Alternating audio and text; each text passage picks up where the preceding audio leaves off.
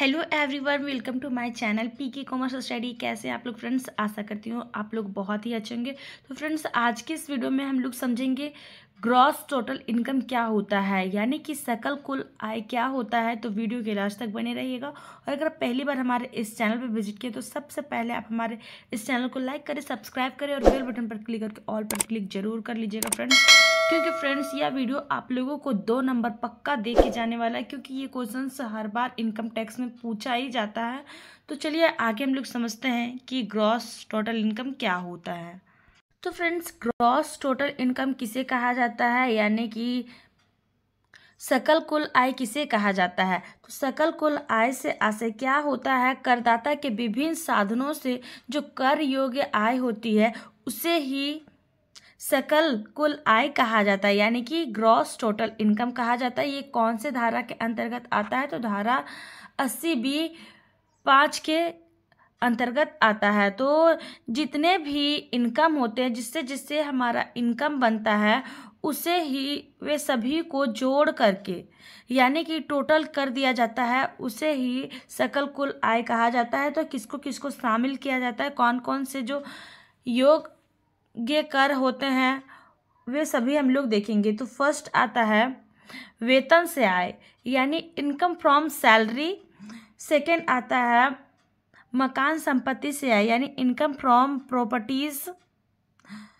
Third number पे आता है व्यापार अथवा पैसे से लाभ, यानी बिजनेस से जो प्रॉफिट होता है उसको शामिल किया जाता है। नेक्स्ट आता है पूंजी लाभ, यानी कि कैपिटल गेन।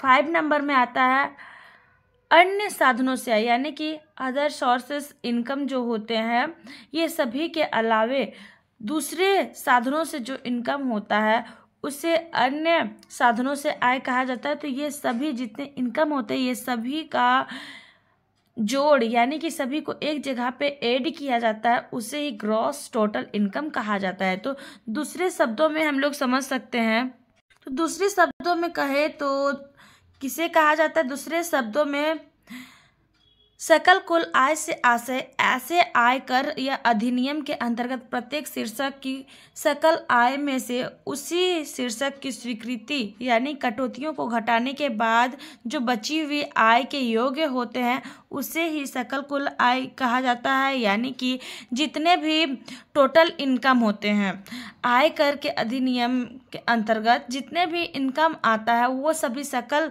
कुल आय होता है। जितने भी कटौतियाँ होती है, स्वीकृत रिसीव कटौतियाँ होती है, वे सभी को घटाने के बाद जो शेष राशि बच जाता है, शेष इनकम बचता है, वे सभी को क्या किया जाता है? जिसमें से धाराएं 80C से धारा 80U तक दी गई कटौतियों में ना घटी हो, उसे ही सकल कुल आय कहा जाता है। तो ये सभी टॉपिक को आप लोग अच्छे से याद कर लीजिएगा फ्रेंड्स। अगर आप लोग के एग्जाम में आएगा तो इसी तरह से आप लोग आंसर दीजिएगा। तो आज के लिए इतना ही। Thank you.